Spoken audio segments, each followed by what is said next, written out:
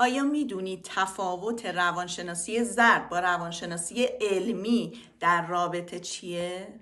روانشناسی زرد میگه در یک رابطه خودش باید بفهمه که من از چی ناراحتم، و اما روانشناسی علمی میگه نباید انتظار ذهن‌خوانی داشته باشیم و رابطه مستقیم اساس صمیمیت.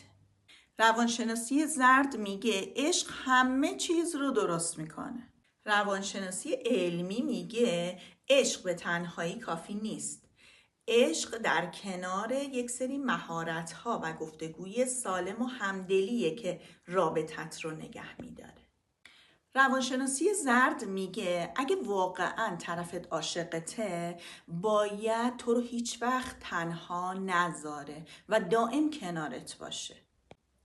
و اما روانشناسی علمی میگه نیاز به تنهایی و فضا دادن شخصی به طرف مقابلت به معنای کمبود عشق نیست، بلکه این سلامت یک رابطه رو مشخص میکنه.